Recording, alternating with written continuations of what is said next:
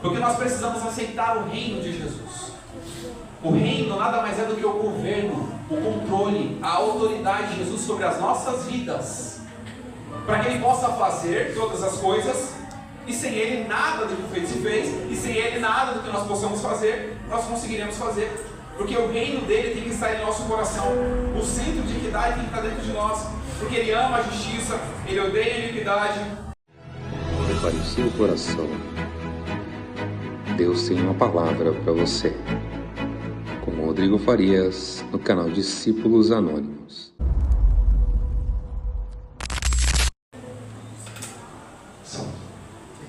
Deus continue abençoando cada dia mais. O microfonezinho, né? Estamos com mais um dia de projeto. Primeiro projeto de 2026, para a glória de Deus. Sou grato a Deus pela vida de cada um que está aqui. O nome do projeto é Projeto Ivre. O objetivo principal deste projeto é estudar sobre a carta aos Hebreus e fala sobre a supremacia de Cristo. Pode passar. Fala sobre a supremacia de Cristo. E aqui as letras ficaram um pouquinho pequenas, mas acho que dá para os irmãos verem, né? Eu vou tentar ler aqui na telinha. A introdução aqui a gente fala Ivrim. A tradução do nome Ivrim, do termo Ivrim, é um termo em hebraico, destinado para hebreus, o que significa o povo do outro lado do rio, ou aquele que atravessa, aquele que é o atravessador, o termo mais popular, né? Hebreus, antes da gente entrar no contexto geral, para entender sobre o livro de Hebreus, a gente precisa dar uma discorrida na história, para poder entender um pouco mais sobre a história. O que seria Hebreus? O nome Hebreus. O nome Hebreus fala sobre, refere-se a todas as nações, que envolvem de Jacó até as 12 tribos, desde Abraão, Isaac, Jacó e até as 12 tribos. Quem foi a primeira pessoa a ser chamada de hebreu? Foi Abraão.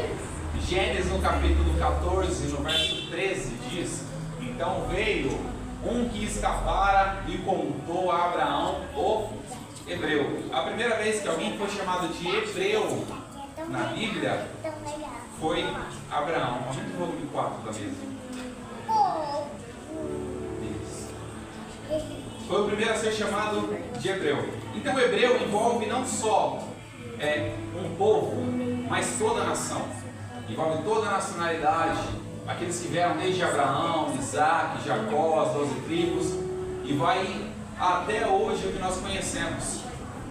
Então a promessa foi feita para quem? A promessa foi feita para Abraão. Gênesis capítulo 12, verso 1 e 2 fala: ora, o Senhor disse a Abraão: sai da tua terra, da tua parentela, vai para uma terra que eu te mostrarei. E no verso 12 ele fala: eu farei de ti uma grande nação.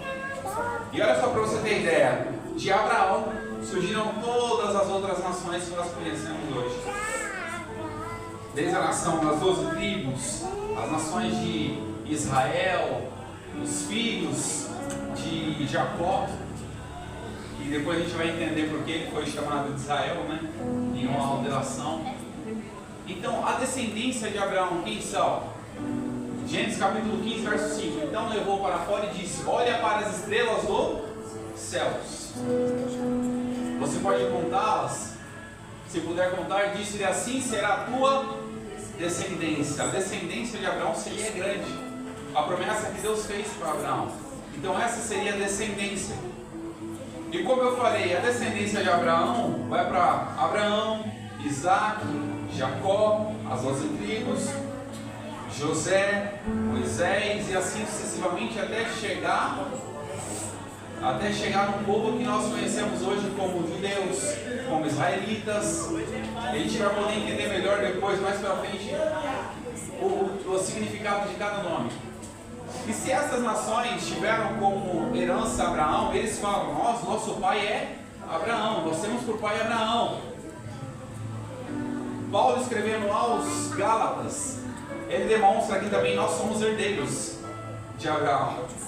Gênesis capítulo 3, verso 29 diz: e se sois de Cristo, então sois descendente de Abraão e herdeiro conforme a promessa. Aquela promessa que Deus fez para Abraão, serão benditas todas as nações, todas as famílias da terra, se estendeu também a nós por intermédio de Cristo Jesus. Nós somos herdeiros da promessa através de Cristo Jesus. Então esse é o significado, mas eu tentei ser bem objetivo, porque o tempo e o espaço no slide também não daria para fazer. Porque tem muitas outras coisas que quando você começa a pesquisar, você encontra. Vai fazendo uma observação, uma leitura, uma pesquisa na Bíblia, você encontra muitas outras observações relacionadas a isso. Mas eu tentei ser bem objetivo. Então esse é o sentido da palavra hebreu. Tanto como pessoa, como igreja.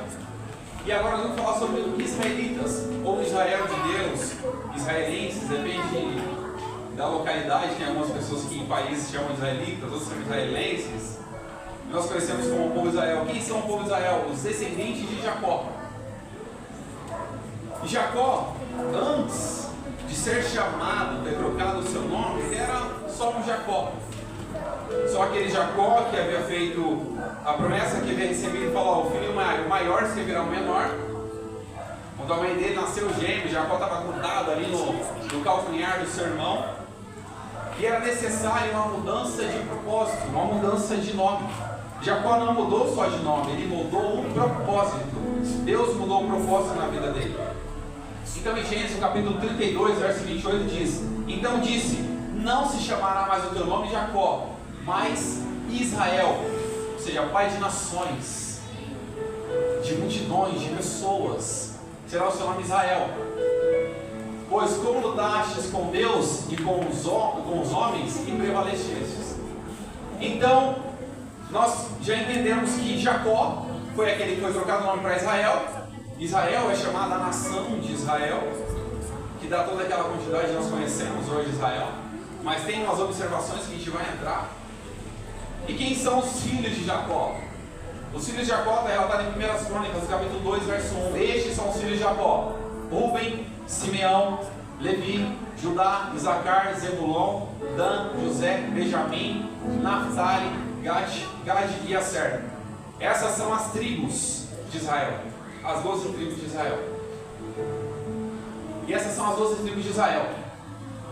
E em um determinado momento, essas 12 tribos se dividiram. A gente entra numa história que eu estava até comentando com os colegas. A gente estudou ano passado sobre o livro de Eclesiastes. E se encerra em 1 Reis no capítulo 11. No livro de 1 Reis no capítulo 11. Essa história que nós vamos falar sobre a divisão dos reinos se inicia em 1 Reis no capítulo 12.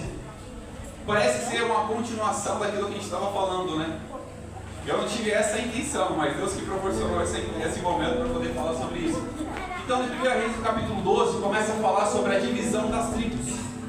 Depois que Salomão reinou, no capítulo 11, ele morreu. Mas um pouco atrás, nós tivemos as promessas que foram dadas a Salomão, que era: se você obedecer e andar segundo os caminhos do seu pai, você vai ser próspero, não faltará sucessor para o seu reino. E ele não seguiu, ele corrompeu o coração, se idolatrou, criou altares a outros deuses, e chegou um momento que Deus olhou para ele, e ele viu toda aquela situação também que ele estava vivendo, aquela situação de pecado.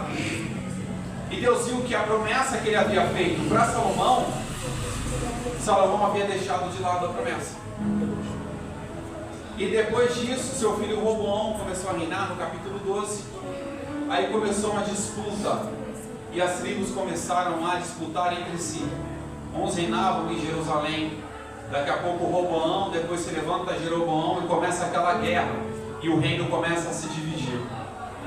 E nessa divisão desse reino, lá ela estava em 1 Reis, no capítulo 12. Aqui nós temos a declaração e a especificação do verso 19 ao 21 de 1 Reis, capítulo 12. Assim se rebelaram os israelitas contra a casa de Davi até o dia de hoje. E sucedeu que, ouvindo todo Israel que Jeroboão tinha voltado, enviaram e o chamaram para a congregação e o fizeram rei sobre todo Israel. E aqui no verso 21 fala: vindo pois Roboão a Jerusalém, reuniu toda a casa de Judá e Benjamim. Ou seja, houve uma divisão De um lado ficaram 10 tribos, do outro lado ficaram apenas 2 tribos, que é a tribo de Judá e a tribo de Benjamim. E era conhecida como o reino do sul e o reino do norte, que é onde começou a divisão desses reinos. Então nós observamos que depois de um tempo, a gente vai aprofundar um pouco mais nos próximos slides, para a gente poder entender um pouco mais e melhor sobre isso.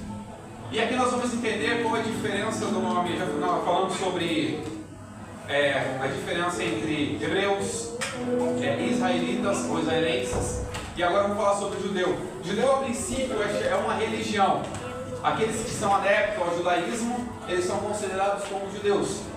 Mas a origem do nome judeu veio da tribo de Judá.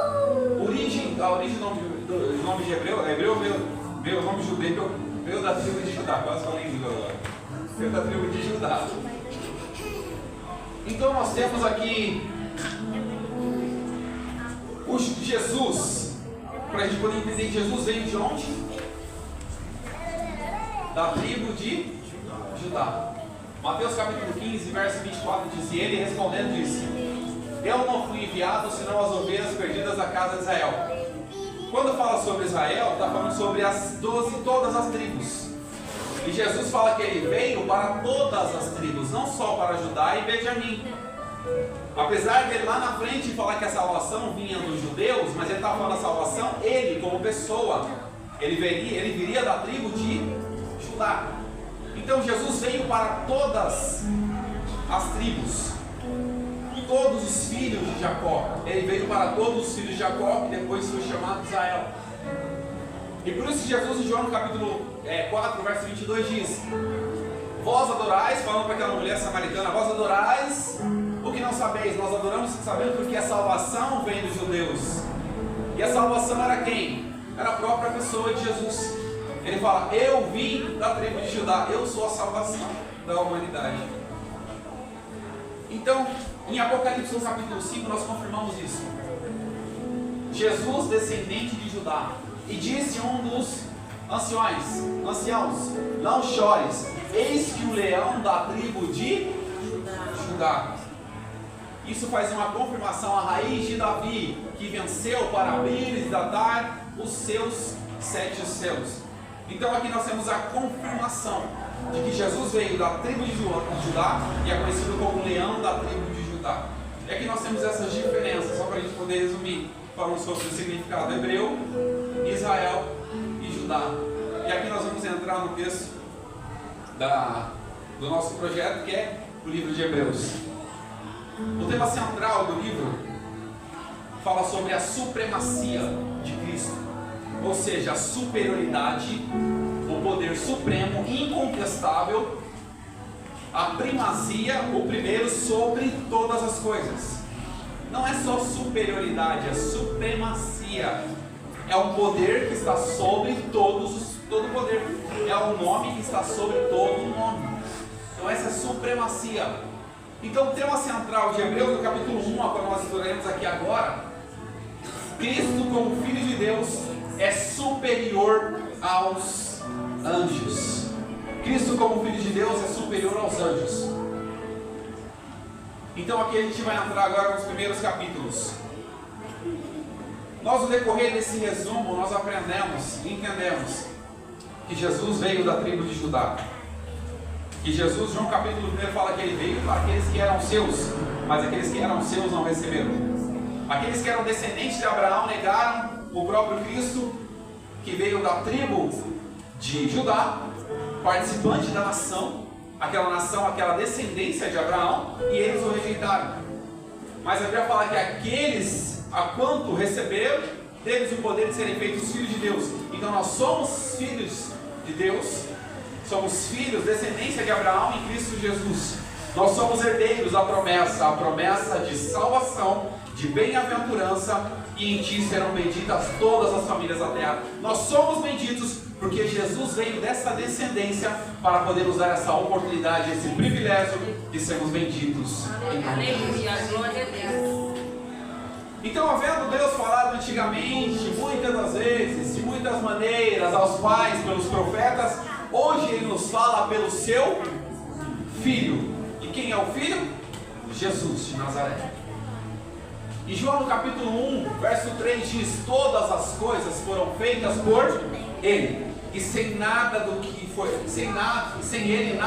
feito se fez. Então Jesus, os profetas antigamente, Deus falava antigamente por meio dos profetas, e falou por muito tempo. Os profetas eram pessoas temidas, respeitadas, eram pessoas que quando chegavam no ambiente, logo todo mundo temia. Vai vir, está vindo aí algo da parte de Deus para a gente. E quando o profeta chegava, a primeira coisa que as pessoas perguntavam: é de paz a sua vinda?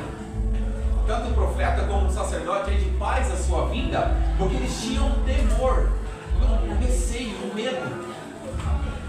Então, quando Deus falava antigamente pelos profetas, Ele teve a necessidade de enviar Jesus, seu único Filho, e hoje Ele fala a cada um de nós por meio de Jesus. E sem Jesus, nós não somos nada. Sem Jesus, nada nós podemos fazer. Sem Jesus, a nossa vida não tem sentido. Mas com Ele, nós podemos todas as coisas, porque Ele nos fortalece. Então isso confirma que existem homens e mulheres que podem ser usados por Deus, sim. Mas Deus fala por intermédio da sua palavra e que não contraria aquilo que Jesus escreveu para nós, aquilo que Jesus deixou para nós, aquilo que foi escrito que Jesus deixou para nós. E Jesus era o resplendor da glória. Ele era o herdeiro, resplendor da glória, a qual constituiu como herdeiro de tudo e quem fez também o mundo. Há uma observação, tem um texto que fala que Jesus foi herdeiro do Pai, herdou todas as coisas do Pai, e nós somos co-herdeiros com Cristo. Ou seja, sem Cristo nós teremos nem alcança a herança. Por Cristo nós alcançamos essa herança da salvação. Sem Cristo nós não poderíamos alcançar nada, mas com Cristo nós alcançamos tudo, porque o sangue dele derramado na cruz, a transformação dele nas nossas vidas pelo seu sangue, fez com que nós tivéssemos acesso ao Pai por intermédio do seu sacrifício. Ele foi constituído herdeiro, nosso co-herdeiro em Cristo Jesus. E no verso 3, ao qual sendo o resplendor da sua glória e expressa a imagem da sua pessoa, sustentou todas as coisas pela palavra do seu poder, havendo feito a si mesmo purificação dos nossos pecados, assentou-se à destra da majestade de Deus. Em Colossenses, no capítulo 1, no verso 4, Paulo escrevendo aos Colossenses diz: em quem temos a redenção pelo seu sangue, a saber, a remissão dos pecados.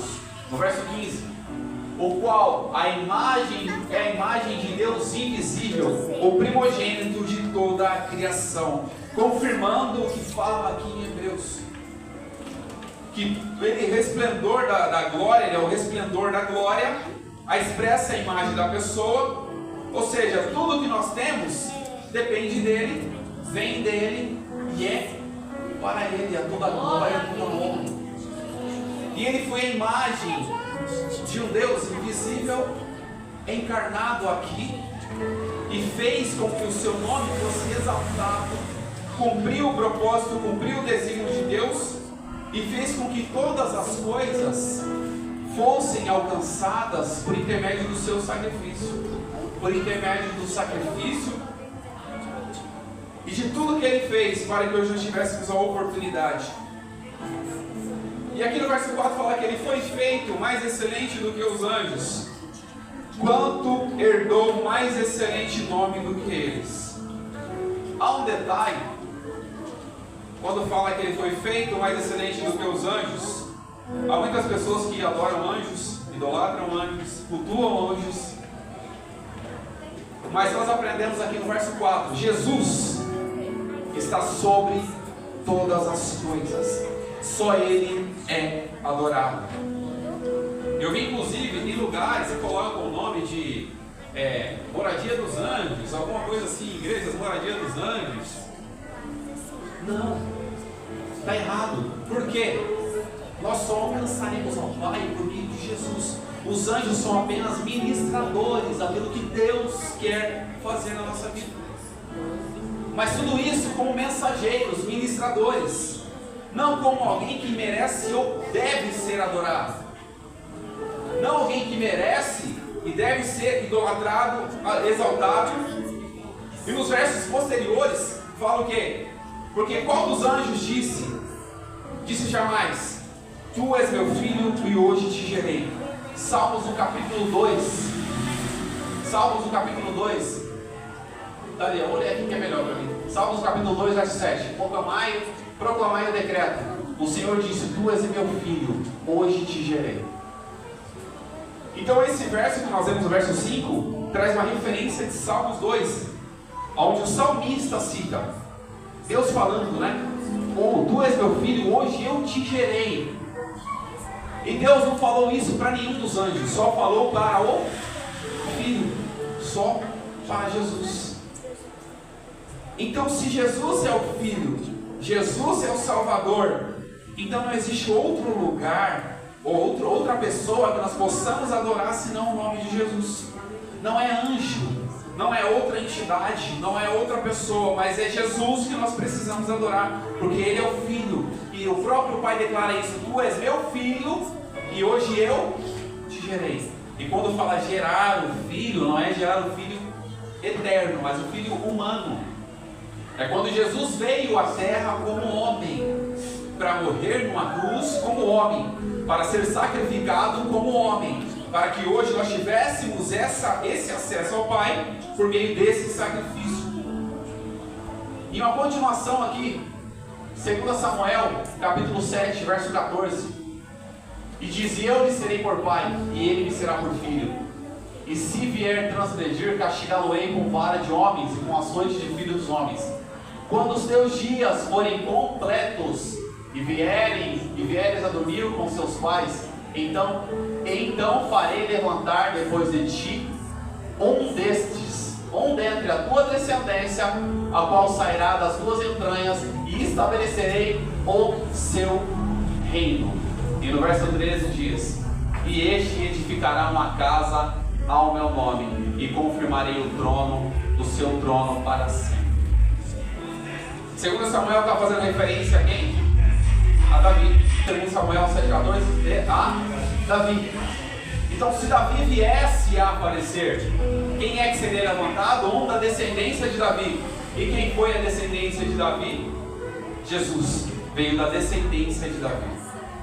O leão da tribo de Judá, a raiz de Jessé, a estrela de Davi. Ele veio da descendência de Davi. Então não existe nenhum outro que pode se comparar a esse Jesus ao qual nós servimos. Não existe nenhum outro que possa se comparar a Jesus ao qual nós entregamos a nossa vida.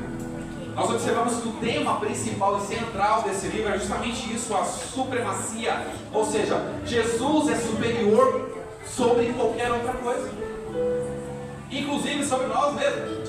Porque algumas pessoas que acham que é tão importante, que é mais importante que Jesus. Tem muitas pessoas que acham tão importantes. Não, Deus me ama mais do que Jesus. Deus amou o mundo para que Jesus viesse. Deus amou você, mas o amor que Ele tem pelo Filho, e tem entregado numa cruz, sabendo que o Filho ia morrer, é muito maior. É muito maior, e Jesus está cada dia mais trabalhando na nossa vida, trabalhando no nosso coração, e o nome dele sendo glorificado em nós todo momento, toda hora, todo instante, porque Ele merece tudo isso. Então o tema central desse versículo nós lemos, e os outros capítulos também, esse livro trata justamente o perigo da gente idolatrar anjos e esquecer que Jesus é digno de adoração e louvor. E nos versos posteriores, do verso 5 até o verso 13, ele traz muitas referências do Antigo Testamento. E a gente pode observar todas essas referências que eu coloquei aqui, ó. No verso 6 ele fala outra vez: quando introduz no mundo o primogênito, diz: e todos os anjos Deus o adorem. Aqui é uma continuação do verso 5, quando Deus fala. E outra vez: quando introduz o mundo o primogênito, diz: e todos os anjos o adorem. Nós sabemos quem foi o primogênito que foi introduzido na terra. Foi Jesus. E quem foi que o Pai falou todos o adorem? Foi Jesus. Porque só Ele, única e exclusivamente, digno de honra, glória, louvor e adoração. Apocalipse capítulo 5, nós estamos com uma referência. 5 e 11. E olhei e ouvi a voz de muitos anjos ao redor do trono e dos animais e dos anciões, e era o número deles milhões e milhões e milhares de milhares, que com grande voz diziam: digno é o Cordeiro que foi morto de receber o poder e riqueza, sabedoria, força, honra, glória e ação de graças. Isso faz referência quando fala sobre os anjos. E olhou e ouviu a voz de muitos anjos. Quem é que estava falando digno é o Cordeiro? Os anjos. Isso confirma mais uma vez a superioridade, a supremacia de Jesus sobre os anjos. Isso confirma mais uma vez tudo que nós estamos falando desde o começo, o posicionamento, a posição de Jesus em relação a qualquer outra coisa, a posição de Jesus em relação a qualquer outro ser, outra pessoa da história. E no verso 7 diz: em verdade, quanto aos anjos diz que faz dos seus anjos espíritos e de seus ministros labaredas de fogo. Salmo 104:4 diz: faz dos seus anjos espíritos e dos seus ministros um fogo abrasador. Então nós confirmamos aquilo que nós falamos agora há pouco. Os anjos são o quê? Ministros de Deus. São ministros de Deus. Há muitas pessoas que nós vemos, inclusive nas redes sociais, muitas pessoas começam a pregar: estou vendo um anjo ali, estou vendo um anjo aqui. A igreja começa a glorificar. E muitas vezes as pessoas estão glorificando ao anjo. Mas o anjo não merece isso. Ele é um agente ministrador. Ele é um agente que veio ministrar, alguém que recebe uma ordem para fazer algo da parte de Deus. E quem é que merece ser adorado? Jesus. Só Jesus merece ser adorado. Isso confirma nesse salmo que acabamos de ler. Os anjos são ministros, são espíritos ministradores, que vêm com a missão fundamental: trazer ou entregar algo da parte de Deus. Os anjos continuam trabalhando? Trabalham até hoje. Eles continuam cumprindo as ordens de Deus? Cumprem até hoje. Mas a salvação que nós temos só será manifestada por meio de Cristo Jesus. Não existe outro lugar, ou outro meio, ou outra pessoa que nós alcançaremos a salvação. Então, quando fala sobre a superioridade, fala justamente sobre isso. Jesus, superior, supremo a todas as coisas. E aqui nós vamos confirmar: o título fala sobre a superioridade de Jesus aos anjos. Mas o Filho diz: ó Deus, o teu trono subsiste pelos séculos dos séculos. Centro de equidade, centro do teu reino. Amaste a justiça e odiastes a iniquidade. Por isso Deus, o teu Deus, te ungiu com óleo de alegria mais do que os teus companheiros. Isso faz referência a Salmo no capítulo 45, verso 6. O teu trono, ó Deus, é eterno e perpétuo. O centro do teu reino é o centro de equidade e equilíbrio. Tu amas a justiça e odeias a impiedade. Por isso Deus, o teu Deus, te ungiu com óleo de alegria, mais do que todos os seus companheiros. Então essa superioridade que fala no verso 8, fala justamente a continuação da declaração do Pai sobre o Filho. Porque o trono dele subsiste de séculos por séculos, e o centro de equidade seria o teu reino. Primeira coisa, reino subsistente, reino eterno. Jesus estabeleceu o seu reino eterno. Jesus estabeleceu o seu reino eterno. Por quê? Enquanto nós estamos em vida, nós sabemos que Ele reina em nosso coração. Mas enquanto chegar o momento da nossa morte, Ele vai continuar reinando na eternidade. Mas há pessoas que não querem que Ele reine aqui, Ele não vai continuar reinando lá. Porque nós precisamos aceitar o reino de Jesus. O reino nada mais é do que o governo, o controle, a autoridade de Jesus sobre as nossas vidas, para que Ele possa fazer todas as coisas, e sem Ele nada do que se fez, e sem Ele nada do que nós possamos fazer, nós conseguiremos fazer. Porque o reino dele tem que estar em nosso coração. O centro de equidade tem que estar dentro de nós. Porque ele ama a justiça, ele odeia a iniquidade. Por isso Deus, o teu Deus, o te ungiu com óleo de alegria, a unção da alegria, a unção, o poder, a autoridade. O seu reino seria equidade. Como eu falei uma certa feita aqui numa oportunidade, às vezes tem pessoas que acham que Deus ama mais um do que os outros. Por quê? Porque Deus está dando um pouco mais para aquela pessoa do que para nós. Mas o que é isso aí? É equidade. Deus está equilibrando, porque aquela pessoa tem menos, sempre teve menos que você. E hoje Ele está equilibrando isso.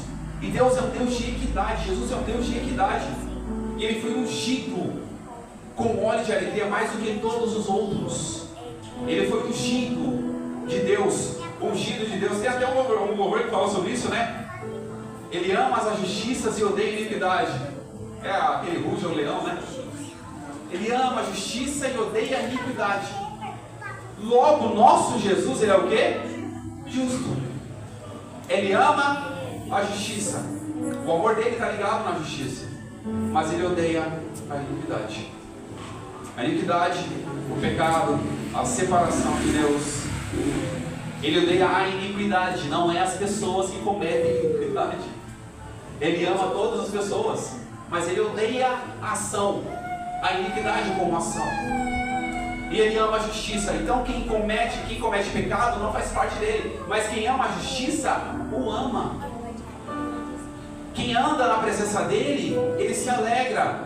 Quem ora, quem deixa de lado aquilo que faz mal, aqueles pecados, aquelas coisas ruins, ele ama. Por quê? Ele tem prazer na justiça e ele ama todos aqueles que andam em justiça. E que a nossa vida possa ser uma vida de justiça. Não para que as pessoas vejam a nossa justiça, mas para que Deus possa contemplar a nossa justiça. A nossa justiça vai muito além daquilo que nós imaginamos.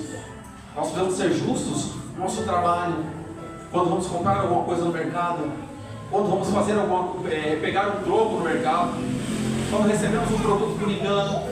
Isso é a continuação da justiça. A minha irmã não é evangélica, mas tem um temor. Ela foi comprar os materiais do filho dela e de repente a moça colocou um estojo a mais, R$55 naquele estojo. Ela falou que chegou em casa, ela ficou agoniada com aquele estojo. Ela falou: não, eu não pedi isso, eu não paguei por isso. Ela foi lá e devolveu. Isso não é justiça de aparência, isso é justiça. Você agir com justiça. É você andar na justiça, amar a justiça. É você ser justo em todos os seus caminhos. Porque Jesus ama isso. E no verso 10 fala, verso 10 e 11: E tu, Senhor, o princípio fundaste da terra. Isso confirma o quê? Lá em João capítulo 1, no princípio era o verbo era Deus, o verbo estava com Deus, e sem ele nada que feito se fez. E os céus são obras das tuas mãos, confirmando o versículo que eu acabei de ler. Eles perecerão, mas tu permanecerás, e todos eles como roupa envelhecerão. E a referência que nós temos é do verso 10, 11 e 12. Vou ler o 12 aqui. E como um manto os enrolarão e serão mudados, mas tu és o mesmo, e os teus anos nunca acabarão. Isso é a declaração do Pai sobre o Filho em questão da eternidade. Salmo 102, 25 diz: desde a antiguidade, isso foi uma citação do Antigo Testamento, como eu falei, desde a antiguidade fundaste a terra, e os céus são obras das tuas mãos. Eles perecerão, mas tu permanecerás. Todos eles envelhecerão como vestido, e como roupa os mudarás, e ficarão mudados. Porém tu és o mesmo, os teus anos nunca terão fim. Os filhos dos teus servos continuarão, e a sua semente ficará firmada perante ti. Essa é a declaração do Pai sobre o Filho. Primeiro, participou da criação no princípio. Os céus são obras das tuas mãos. Permanecerá eternamente a eternidade. Não haverá roupas que envelhecerão. E ele será o quê? Mas tu és o mesmo, e os teus anos não acabarão. Isso é a declaração específica de Jesus. eternidade, princípio, participação em todas as coisas. E Ele participou de tudo, Ele fez tudo, Ele é tudo, Ele está em nossas vidas fazendo todas as coisas. Então a sua superioridade, o seu reino reinando no nosso coração, é nós darmos o controle de tudo que nós temos a Jesus. É nós darmos o controle para Ele. Fala, Senhor, a minha vida está em Tuas mãos. Se o Senhor tem o controle, eu estou aqui para participar e ser controlado por Ti. Porque a nossa vida depende dEle. A nossa vida, todos os passos que nós damos depende dEle. Tudo que nós fazemos depende dEle. Toda a nossa história depende dEle. O ar que nós respiramos depende dEle. Todas as coisas que foram criadas, que nós vemos com nossos olhos visíveis, Ele participou disso. Todas as coisas foram feitas por Ele. E sem Ele, nada do que foi feito se fez. Ele participou de tudo. E Ele ainda continua participando das nossas vidas e trabalhando os nossos corações. Ele não deixou a gente abandonado no meio do caminho. Ele continua reinando nas nossas vidas. Ele continua trabalhando em nossos corações. Ele é superior a tudo e todos e reina em nossas vidas, porque Ele pode fazer muito mais além daquilo que nós pedimos ou pensamos. As obras dele não têm fim. O reino dele será eterno. Então, se nós entregarmos, nós viveremos eternamente com Ele. E como Ele é, nós o veremos. Estaremos com Ele todos os dias até a eternidade. Jesus tem todo o poder. E Ele é maravilhoso em tudo que Ele faz. Jesus tem o domínio de toda a história. E sem Ele não há nada. E sem Ele nós não temos nada. Se Ele não tivesse morrido naquela cruz, nós não teríamos o privilégio de estar aqui hoje. Ele morreu naquela cruz, nós estamos aqui hoje. E Ele deve ter o domínio sobre as nossas vidas. Porque Ele deu a misericórdia, Ele deu a graça, Ele deu amor para nós. E nós estamos aqui hoje por isso. E no verso 13, diz: a qual dos anjos disse jamais, assenta-te à minha direita, até que eu ponha os teus inimigos por escabelo dos teus pés. Salmo 110 confirma isso. No primeiro diz: disse o Senhor ao meu Senhor, assenta-te à minha direita, até que eu ponha os teus inimigos por escabelo dos teus pés. Nós sabemos quem é que assentou-se à direita do Pai: Jesus. Isaías confirma isso, João confirma isso. Ele se assentou à destra do Pai. Por que ele fez? Por que ele se assentou à destra do Pai? Porque ele obedeceu o Pai até a morte, e uma morte de cruz. Ele foi fiel, obediente, não abriu mão do seu compromisso com a humanidade, não abriu mão do seu compromisso de trazer perdão, trazer a misericórdia à humanidade. Ele fez isso para que nós tivéssemos a oportunidade de nos reunirmos aqui, para poder ouvir, participar e meditar na sua palavra. E no verso 14: não são porventura todos eles espíritos ministradores, enviados para servir em favor daqueles que hão de herdar a salvação? Aqui mais uma confirmação sobre os anjos. Em Mateus, no capítulo 4, verso 11, confirma Jesus sendo superior aos anjos. E diz: então o diabo o deixa, e eis que chegaram os anjos e o serviram. Olha só para você entender o poder e a autoridade de Jesus. Ele foi tentado naquele deserto. Ele não cedeu à tentação. E algo que nós precisamos confirmar: Deus não tenta ninguém, não pode ser tentado pelo mal. Quem é que tenta as nossas vidas é o inimigo das nossas almas. É ele que tenta a gente. Então, logo depois dessa tentação, Jesus não cedeu à tentação. E quem foi que veio adorá-lo? Os anjos. Então nós temos que adorar a quem? A Jesus. Porque se os anjos o adoram, nós também precisamos o adorar. Se ele é superior aos anjos, ele é superior a nós. Então nós precisamos o adorar. Precisamos reconhecê-lo, quem ele é na sua essência, quem ele é no seu poderio. E para a gente concluir, todo joelho se dobrará. Jesus é um nome sobre todo nome. E todo poder foi dado a Jesus. Romanos capítulo 14, verso 10 e 11. Paulo escrevendo aos Romanos diz: mas tu, por que julgas o teu irmão? Ou tu também, por que desprezas o teu irmão? Pois todos havemos de comparecer perante ao tribunal de Cristo. Porque está escrito: pela minha vida, diz o Senhor, todo joelho se dobrará diante de mim, e toda língua confessará a Deus. Todo joelho se dobrará, toda língua confessará. Em Filipenses, Paulo escreveu aos Filipenses, capítulo 2, verso 9 a 11: pelo que também Deus o exaltou soberanamente, e lhe deu um nome que é sobre todo nome, para que ao nome de Jesus se dobre todos os joelhos, todo joelho, os que estão nos céus, na terra e embaixo da terra.